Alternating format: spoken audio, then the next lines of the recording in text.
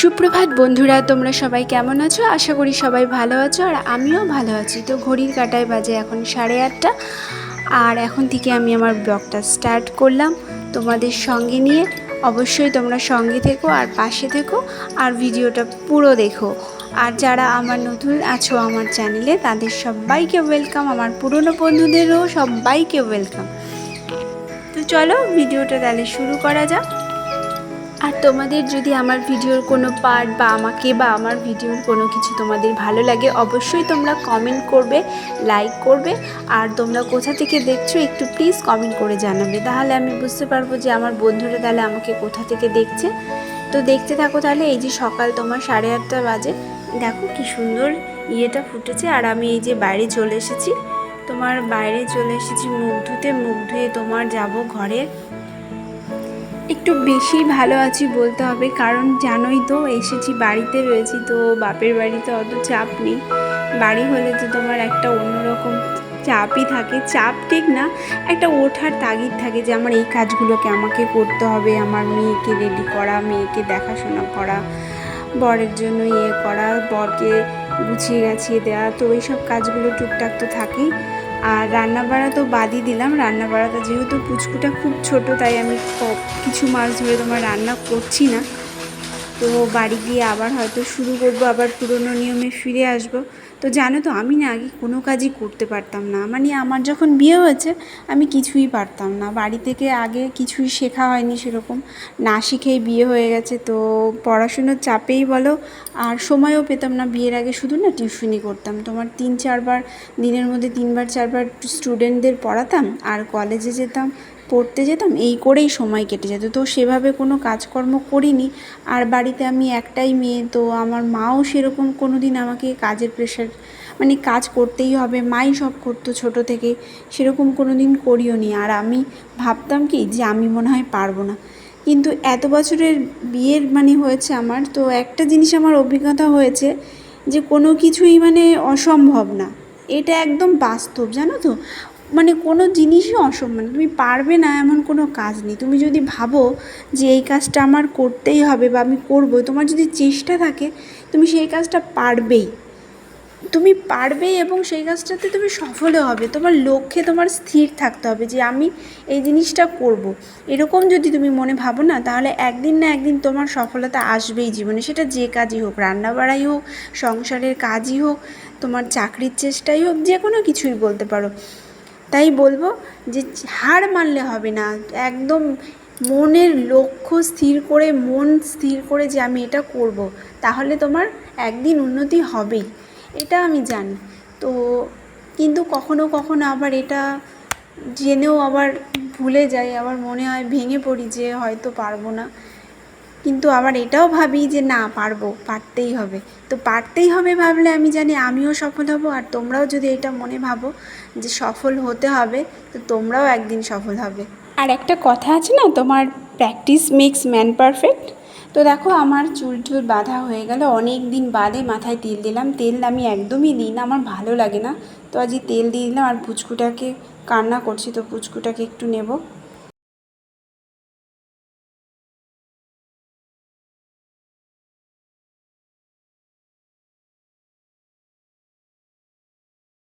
কি হলো? কাঁদছো কেন? কি করবো, ঘুরে বেড়াবো? আমি চা খাবো না? হ্যাঁ, দিদুন চা দিয়ে গেছে, ঠান্ডা হয়ে গেল তো, ঠান্ডা হয়ে গেল। দেখো চাটাও খেতে পাচ্ছি না, চাও খেতে পাচ্ছি না। তো মুখ টুক ধোয়া হয়ে গেছে আমার, দেখলাই। মুখ ধুয়ে একটু কোনোরকম রেডি হয়ে নিলাম, এই যে কুচকুটা হয়ে গেছে। সকালে যদি রেডি না হয়, তোমার মাথাটা না আসে, তো সারাদিনে মাথাটাও আসে। ওকে নিয়ে সারাক্ষণ বসে থাকা, ঘোরা, ওকে খাওয়ানো দাওয়ানো, এই করেই আমার সারাদিন চলছে। এখনো খাইনি, 9টা বাজে।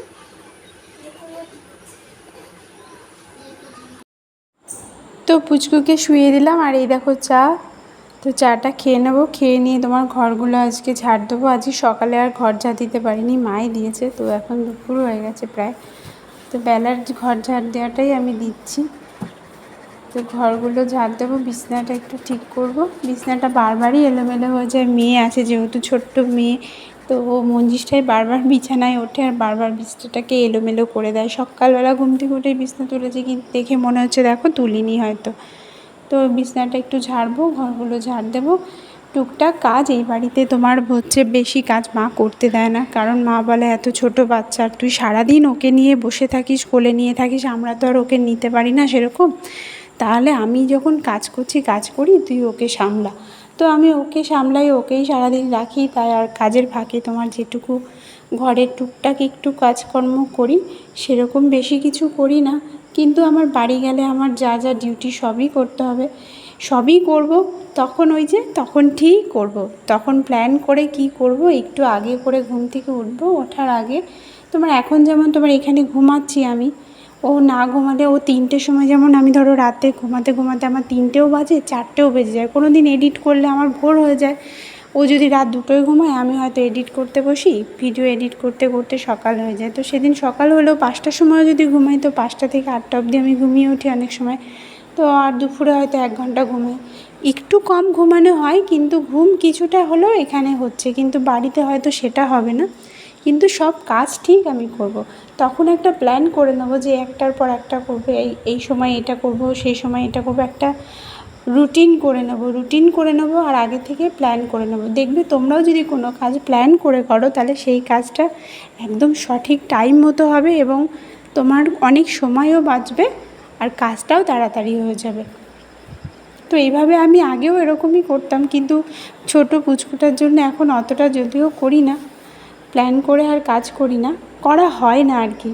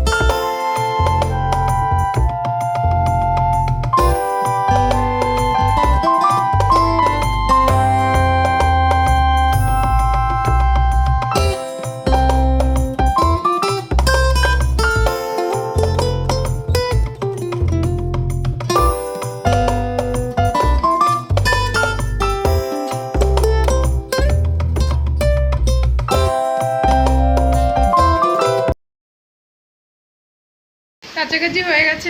এই যে পুচকুটা দেখো ঘুমাচ্ছে।